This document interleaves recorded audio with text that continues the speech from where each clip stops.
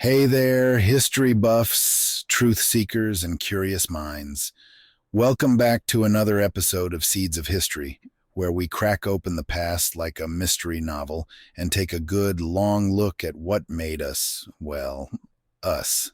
I'm your host, Bennett Tanton, and today we're diving into a period in North American history that's rarely talked about, but is absolutely mind-blowing when you think about it.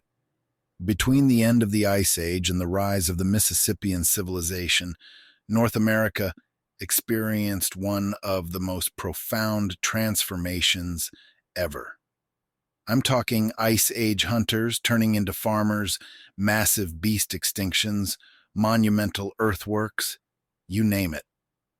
I know it sounds like a lot, but buckle up, because by the end of this episode, you'll have a crystal clear picture of how it all went down. Now, before we begin this journey back in time, I've got a quick favor to ask. If you're loving the show, if you've learned something new, or even if I've just managed to make you chuckle a bit while we wander through the ancient past, do me a solid and hit that like button. Share the podcast with friends, family, random history nerds on the internet, whoever you think could use a little dose of history. And don't forget to leave a review, folks. It really helps us out. Plus, I love reading your thoughts and feedback. All right, enough housekeeping. Let's jump in.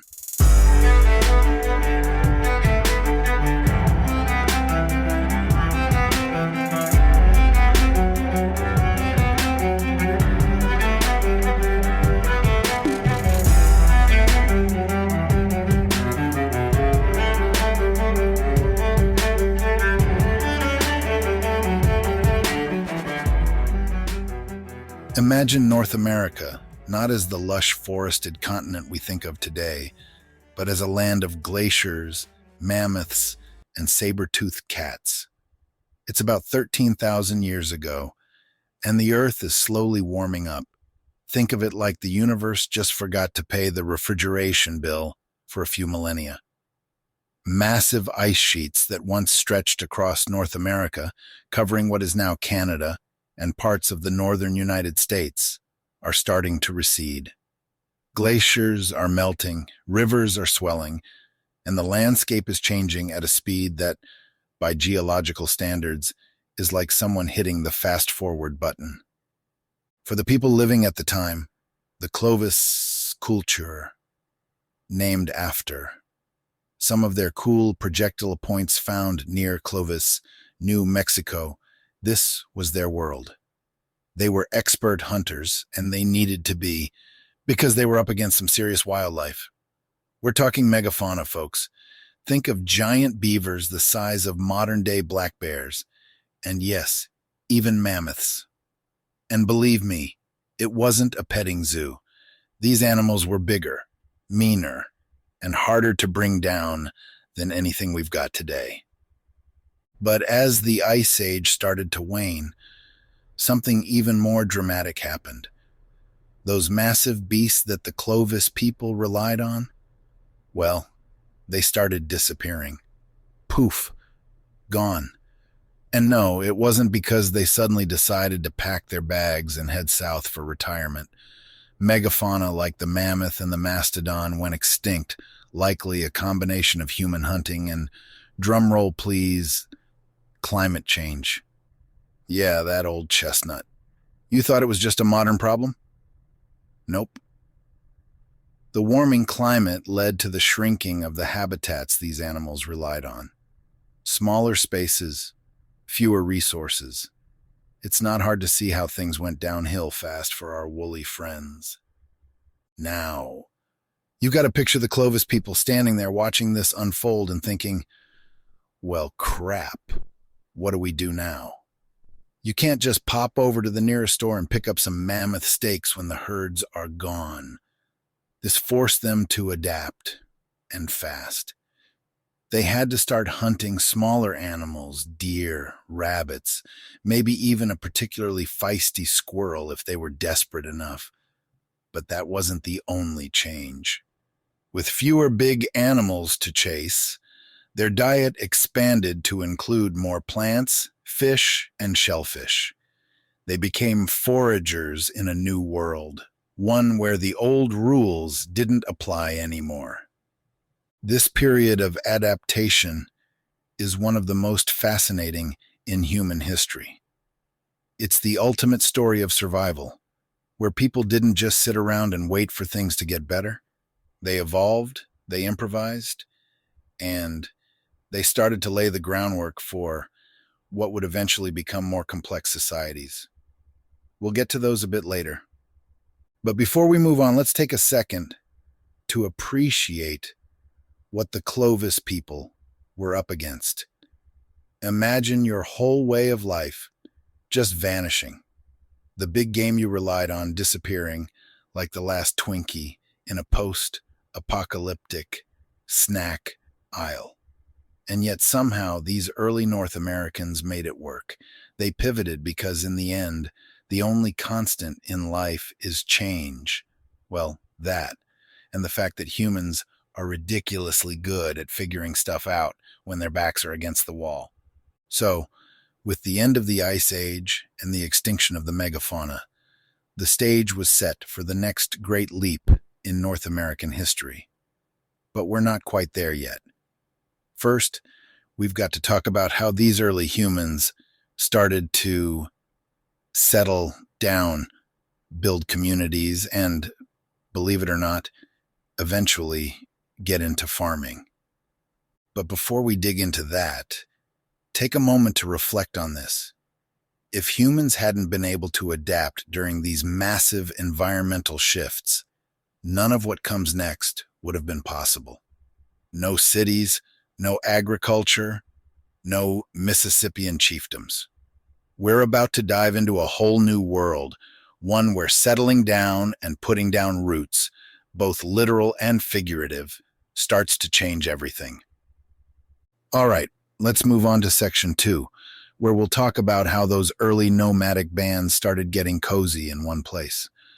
The transition from wandering hunter-gatherers to communities with permanent homes sounds like a huge leap, right? Spoiler alert, it was.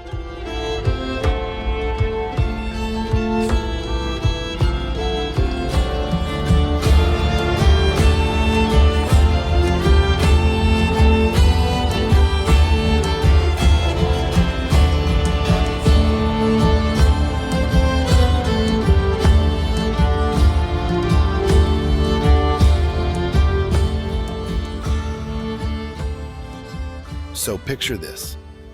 You've just survived one of the biggest climate shifts in human history. You've swapped out mammoth hunting for trapping rabbits, and now you're chowing down on whatever plants and fish you can get your hands on. You're wandering around, following the seasons, foraging and hunting as you go. But eventually something pretty wild happens. You start to notice, hey, this spot by the river has everything I need. Why bother moving around so much? And thus, early North Americans began to settle down. Now, when I say settle down, I don't mean they were building suburbs with white picket fences and perfectly manicured lawns. No, these were small, simple villages, often just groups of extended families living together. But this change was monumental. This was the start of humans choosing to put down roots. Literally. So, why settle down? What's so attractive about staying in one place? Well, it's all about efficiency. If you find a spot with plenty of resources, fish, game, fertile land for growing some plants, there's really no reason to keep moving around. And by staying in one place, you can focus on developing technologies that make life easier. Instead of spending all your time searching for food, you can start storing it for leaner times. This is where pottery comes in. Believe it or not, pottery was a game changer. Once you can store food, you have a safety net. And when people have a safety net, they start to think beyond just surviving day to day. Now, Let's talk about the tools and tech that made this shift possible. First up, pottery. I know, pottery doesn't sound very exciting. It's not like they invented smartphones or built the internet. But for early humans, pottery was revolutionary. Picture this. You've gathered some nuts, berries, maybe a few fish. What do you do with it? You can't just leave it lying around, or your friendly neighborhood raccoon is going to have a feast. Pottery let these early people store food in a way that kept it safe from the elements, pests, and scavengers. Not only that, but they could also use it for cooking, which, let's be honest, makes for a much tastier meal. And speaking of tasty meals, as these communities became more sedentary, their diets expanded even more. By living in one place year-round, they could really explore the environment and experiment with different plants. I mean, if you're going to be in the same spot for months, you're going to want more than just fish and nuts to spice up your diet, right? One of the coolest things about this period is how early humans started to experiment with growing their own food. Sure, it wasn't quite the full-blown agriculture that we'll see later, but it was a start. People noticed that certain plants grew better in specific conditions. And instead of just wandering around looking for those plants, they started actively cultivating them. Squash and sunflowers were among the first crops to be domesticated. Imagine that.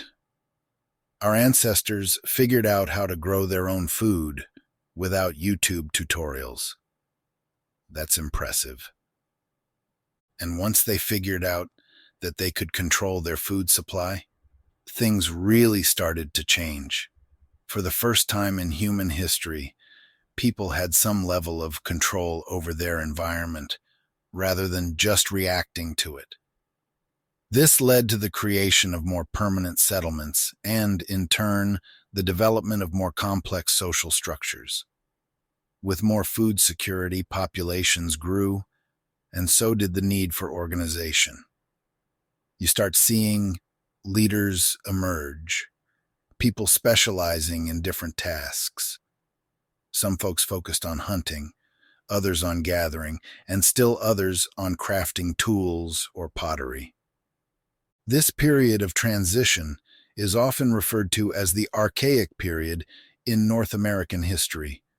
It's marked by a move toward more sedentary lifestyles, but not yet full-scale agriculture. And while these communities were still relatively small, the seeds of something bigger were being planted.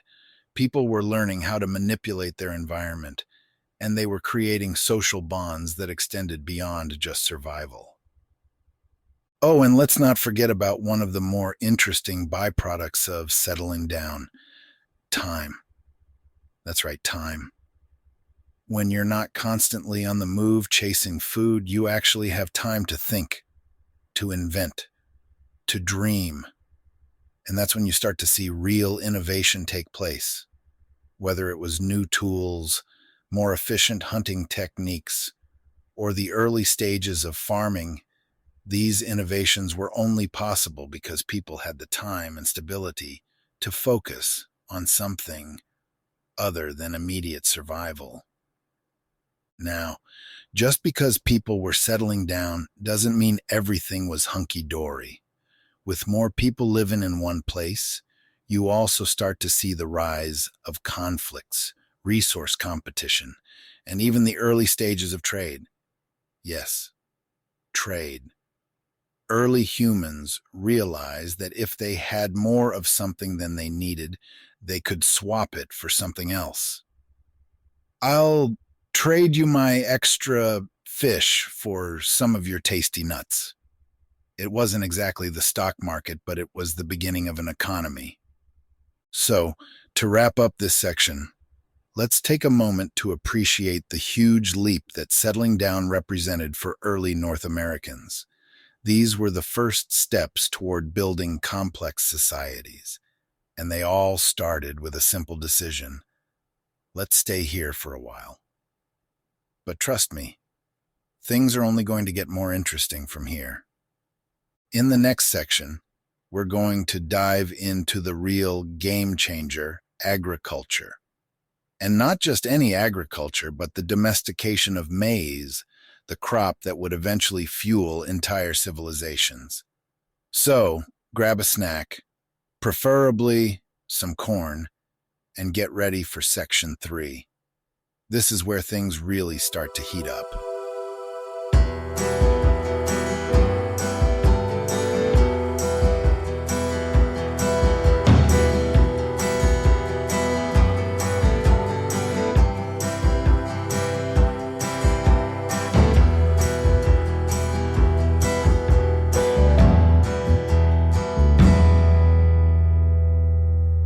All right, folks, grab your hoe and put on your gardening gloves because we're about to dive into one of the most transformative moments in human history, the dawn of agriculture in North America. Now, I know what you're thinking. Bennett, growing food isn't that exciting. I can barely keep a houseplant alive. But let me tell you, for early humans, agriculture was nothing short of revolutionary. So, let's set the scene. The year is somewhere between 5000 and 3000 BCE, and people in what's now the eastern United States and parts of Mexico are starting to experiment with growing their own food. Up until this point, early North Americans had been mostly foragers, collecting wild plants, trapping small game, and fishing. But over time, they started to notice something. Certain plants could be grown, harvested, and, most importantly, controlled. You could decide where they grew, how much to grow, and when to harvest them. It was like Mother Nature had handed them the cheat code for survival. Now, the first crops they started to domesticate were things like squash, sunflowers, and gourds. But the real superstar, the MVP of the ancient agricultural world, was maize, what we now call corn. And I've got to tell you, maize is a miracle crop. It's like the Swiss Army knife of agriculture. You can eat it fresh, dry it for later, grind it into flour. It does it all. But maize didn't start out as the golden corn on the cob we think of today. Nope. It was a scrappy little plant called teosinte, which looks more like grass than anything you'd find at your local farmer's market. So, how did teosinte transform into the maize we know and love? Well, it took a lot of patience, trial, and error. Early farmers began selecting the biggest, tastiest kernels and planting those seeds over and over again, generation after generation. This process, called selective breeding, slowly transformed teosinte into a crop that could feed entire communities. It wasn't fast, but over a few thousand years, yep, you heard me, thousand, teosinte evolved into the hardy maize plant that would eventually sustain entire civilizations. But why was maize such a big deal? Well, for starters, it's incredibly efficient. Maize grows in a wide range of environments. From the dry plains to the fertile river valleys, it produces a ton of calories for the amount of space it takes up, which means you can grow a lot of it in a relatively small area. And for early farmers, this was a game changer. Suddenly, they weren't just surviving, they were thriving. Now I know what you're thinking. Bennett, I love a good corn on the cob as much as the next guy. But how did agriculture really change these early societies? Well, I'm glad you asked. Once people started growing crops like maize, their entire way of life changed. For one, they could now stay in one place year-round. No more moving around with the seasons, chasing game and foraging for wild plants. With agriculture, they had a stable, reliable food source that allowed them to settle down in larger, more permanent communities. And here's the kicker. More food meant more people. As agricultural productivity increased, so did population sizes. And when you've got more people living in one place, you start to see the rise of complex social structures. Suddenly, someone's got to be in charge of planting, someone else has to handle storage, and others are tasked with making tools. This division of labor is what allowed these early communities to become more organized and eventually more advanced. But it wasn't just about who was planting what. Agriculture also paved the way for the rise of leaders. You see, when you're controlling food, you're controlling power. Leaders, often called chiefs, started to emerge in these communities, managing not just agriculture, but also trade and even conflict resolution. And trust me, when you've got a surplus of maize and a bunch of hungry neighbors eyeing your fields, you're going to need someone who knows how to keep the peace. This brings us to one of the most important developments of this period, the rise of trade networks. Once these early farmers figured out how to grow more food than they could consume, they started trading it with neighboring communities. And we're not just talking about trading a few ears of corn for a rabbit pelt here. These trade networks were vast, stretching across the continent. Early North Americans traded not only food, but also tools, pottery, and even exotic goods like shells, copper, and obsidian.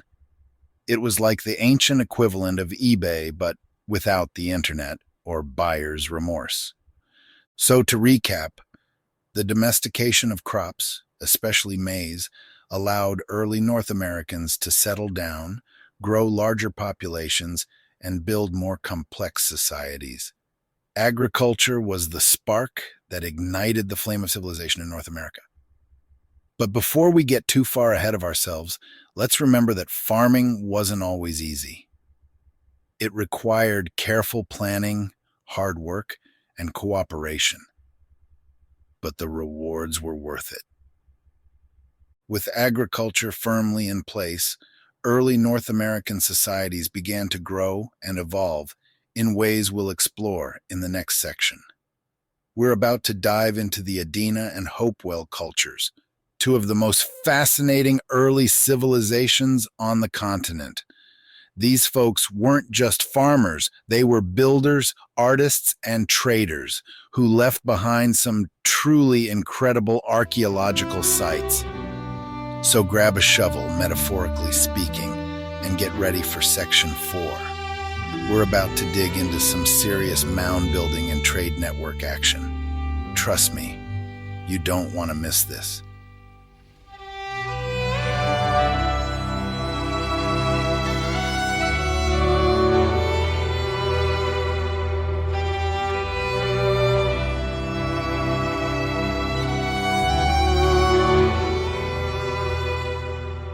All right, folks, we've journeyed through the Ice Age. We've watched our early ancestors figure out how to grow their own food, and now we're stepping into one of the most intriguing periods of North American prehistory, the Adena and Hopewell cultures.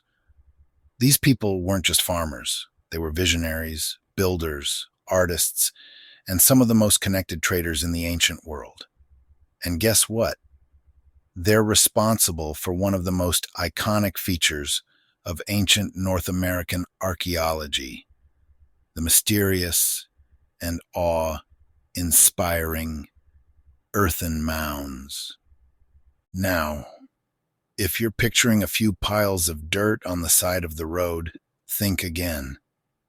These mounds weren't just random hills. These were carefully constructed, purpose-built earthworks that served as ceremonial and burial sites. Some of them are so large and complex that they make you stop and wonder how in the world people without modern technology pulled this off. Spoiler alert, a lot of muscle and a lot of time. Let's start with the Adena culture, who flourished between roughly 1000 BCE and 200 CE in what's now the Ohio River Valley. The Adena were among the first North American cultures to build large mounds, and these weren't just any mounds. They were often built to honor the dead, serving as burial sites for important figures in their society. Leaders, shamans, maybe even a few individuals whose contributions were important enough to warrant such an elaborate, final resting place. Picture this: a carefully constructed mound towering over the landscape with layers of earth built up over generations, each one marking another chapter in the story of the people buried within. Kind of like a time capsule of dirt. But what's even more interesting is that the Adena weren't just focused on burial rites. They were skilled artists too. Ever seen those beautiful stone pipes carved in the shapes of animals? That's Adena craftsmanship at its finest. These folks created intricate symbolic art that often reflected their spiritual beliefs. Animal effigies, elaborate pottery, and even jewelry made from copper and shells. Yeah, they had bling. And the materials they used weren't just lying around in the Ohio River Valley either. No, these materials came from far-off places, brought in through vast trade networks that stretched across the continent. And that brings us to one of the most fascinating aspects of both the Adena and the Hopewell cultures: their expansive trade routes. Imagine this: over 2,000 years ago, before wheels, horses, or any of the conveniences we rely on today, early North Americans were moving goods across thousands of miles. The Hopewell culture, which flourished right after the Adena from around 200 BCE to 500 CE, took this trade game to a whole new level. We're talking copper from the Great Lakes, shells from the Gulf of Mexico, obsidian from the Rocky Mountains, and mica from the Appalachian region. These weren't just traders. They were entrepreneurs, connecting regions in ways that would make modern logistics experts green with envy. So, why all the trade? Well, it wasn't just about economic gain. For the Hopewell, these trade items held spiritual significance.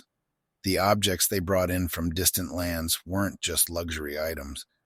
They were often used in ceremonies, placed in burial mounds, or crafted into sacred objects that connected them to the spiritual world. And speaking of sacred objects, let's talk about the Hopewell's earthworks. These guys took mound building to the next level, creating massive, geometrically precise earthworks that still baffle archaeologists today. Some of these earthworks are shaped like circles, squares, or even animals. Seriously, there's one in the shape of a giant serpent that stretches over 300 feet long. It's called Serpent Mound, and it's still standing today in Ohio. Now, you've got to remember, these mounds weren't just decorative. They were spiritual centers, places where the Hopewell gathered to conduct ceremonies, celebrate seasonal events, and honor their dead. Some archaeologists even think that the geometric shapes of the mounds were aligned with celestial events, like the solstices. Yeah, these folks were tracking the movements of the sun and the stars long before telescopes or fancy observatories. They were sky watchers, understanding the cosmos in ways that were deeply tied to their spiritual beliefs. But here's what really blows my mind. The Hopewell culture wasn't a single, centralized society. It was more like a loosely connected network of communities that shared similar beliefs, trade practices, and mound-building techniques. There wasn't one Hopewell capital or king ruling over everyone. Instead, these communities were bound together by a common culture, with shared religious ideas, trade relationships, and artistic traditions. This kind of decentralized but connected society is fascinating to think about because it shows us that complex civilizations don't always need centralized power or big cities to thrive. The Hopewell did it with shared culture and cooperation across vast distances. They were the original think global, act local society. But as with all great cultures, The Adena and Hopewell eventually faded. By around 500 CE, the Hopewell tradition had started to decline, and those massive trade networks began to collapse. Why? Well, no one knows for sure, but some historians think climate change, shifting populations, or resource depletion may have played a role. Maybe they just ran out of copper, or maybe there were too many internal conflicts to keep the trade routes going. Either way, the Adena and Hopewell cultures left an incredible legacy of art, trade, and monumental architecture. As we move into the next section, we'll look at what came after the Adena and Hopewell, the rise of the Mississippian culture, which took everything we've talked about so far and dialed it up to 11. This was a civilization that built massive cities, created a complex social hierarchy, and relied heavily on maize agriculture to feed its growing population. Oh, and did I mention the giant earthworks? Yeah, they didn't go away, they just got bigger. So, stay tuned for Section 5, where we'll explore the rise of the Mississippian culture and the legendary city of Cahokia.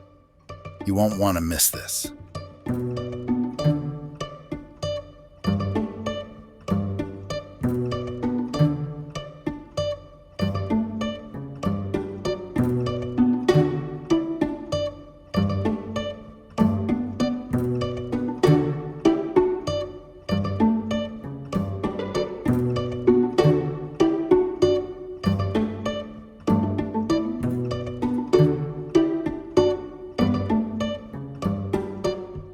All right, here we go, folks. We've trekked through the Ice Age, foraged and farmed alongside the Adena and Hopewell, and now we're standing at the threshold of one of the most remarkable civilizations in pre-Columbian North America, the Mississippian culture. If the Adena and Hopewell cultures were the opening acts, the Mississippians were the headliners. And let me tell you, they didn't disappoint. So, who were the Mississippians? These folks popped up around 800 CE and dominated the southeastern United States until the arrival of Europeans in the 1500s. This culture was centered around large, complex settlements, some of which were the biggest cities in North America at the time. And when I say big, I'm not just talking about a few huts and a communal fire pit. No, the Mississippians built massive cities, complete with monumental earthworks, expansive public plazas, and complex social hierarchies. It's as if the Hopewell handed them the blueprint for mound building, and the Mississippians said, yeah, we can do bigger. At the heart of it all was the legendary city of Cahokia, which, if you haven't heard of it, was basically the New York City of pre-Columbian North America. Cahokia was located in what is now southern Illinois, near the Mississippi River, and at its peak, it was home to around 20,000 people. That's right, 20,000. To put that in perspective, London at the same time was about the same size, if not smaller. Let that sink in for a second. Cahokia wasn't just big, it was grand. At its center was Monk's Mound, the largest earthen structure ever built in the Americas. This thing was a whopping 100 feet tall, with a base covering 14 acres. To give you an idea, that's as big as the Great Pyramid of Giza in Egypt. And while the pyramids were made of stone, Monk's Mound was made entirely of packed earth. Think about the sheer manpower it took to build that. Thousands of people hauling dirt, basket by basket, day in and day out. And what was the purpose of Monk's Mound? Well, it wasn't just a fancy hill for people to look at. At the top was a temple or palace, likely the home of Cahokia's chief, a guy who had some serious clout. Speaking of chiefs, let's talk about the Mississippian social structure. These folks weren't just hanging out in egalitarian communes. The Mississippian culture was highly stratified, meaning there were clear divisions between the elite and the common folk. At the top of the social ladder were the chiefs, who wielded both political and spiritual power. These chiefs, sometimes referred to as great sons, were believed to have divine connections, and their authority was absolute. They controlled the distribution of food, organized labor for public works projects, and led religious ceremonies. In many ways, they were the glue that held Mississippian society together. But here's where things get really interesting. The Mississippians weren't just focused on building impressive mounds and temples. They were also master agriculturalists. By the time Cahokia rose to power, maize agriculture had become the lifeblood of Mississippian society. Maize, or corn, wasn't just food. It was the foundation of their economy. It fed the city's growing population, supported trade with other regions, and even played a role in their religious ceremonies. And, as with any booming city, Cahokia was a major trade hub. Goods flowed in and out of the city, coming from as far away as the Great Lakes, the Gulf of Mexico, and the Appalachian Mountains. Shells, copper, and stone were exchanged for food, pottery, and other items. Trade networks stretched across vast distances, connecting Cahokia with other Mississippian communities and beyond. These networks were so extensive that Cahokia became a melting pot of different cultures and ideas, making it one of the most culturally diverse places in ancient North America. Now, let's take a second to appreciate just how advanced the Mississippians were. These people weren't using wheels. They didn't have metal tools, and yet they managed to build monumental cities, create vast trade networks, and develop sophisticated agricultural systems. It's a testament to human ingenuity and determination. But as with all great civilizations, the rise of Cahokia was followed by its decline. By around 1300 CE, the population of Cahokia began to dwindle, and the city was eventually abandoned. Why? Well, historians are still debating that. Some think climate change may have led to crop failures, while others point to social unrest or warfare. Whatever the cause, the fall of Cahokia marked the end of the Mississippian heyday. The monumental mounds were left behind as silent reminders of a once great civilization. But even though Cahokia fell, the legacy of the Mississippian culture lived on. Their agricultural techniques, social structures, and religious practices influenced the indigenous cultures that came after them. And while European contact would eventually reshape the continent in ways the Mississippians could never have imagined, their impact on North American history remains profound. So, what's the takeaway here? The Mississippians weren't just some ancient people living in the shadow of modernity. They were builders, innovators, and leaders who laid the groundwork for much of what we think of as civilization. They remind us that long before European explorers arrived, North America was home to advanced, complex societies capable of incredible feats of engineering and agriculture. And that, my friends, brings us to the end of our journey through ancient North America. From the end of the Ice Age to the rise and fall of Cahokia, we've covered thousands of years of human history. But don't worry, there's always more to explore. And as we've seen, history is full of surprises. Sometimes you just have to dig a little deeper to find them.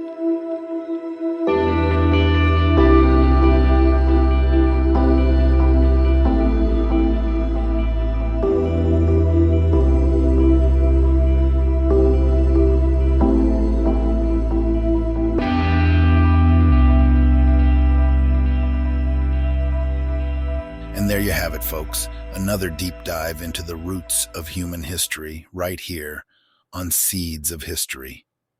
We've journeyed through the Ice Age, watched the rise of agriculture, and stood in awe of the monumental cities like Cahokia that once dominated the North American landscape. If today's episode made you rethink what you know about ancient civilizations, or if you just learned a cool new fact to drop at your next dinner party, do me a favor. Hit that like button, share the podcast with your friends, and drop us a review. It really helps us grow, and I love hearing what you think. And remember, history isn't just something that happened to other people a long time ago. It's the story of all of us, the seeds planted in the past that shape who we are today. So, whether you're a seasoned history buff or just starting to scratch the surface, keep digging. The past is full of lessons, surprises, and a few mysteries we've yet to solve. As always, I'm your host, Bennett Tanton, signing off. Thanks for listening, and until next time, stay curious, stay hungry for knowledge, and keep planting those seeds of history.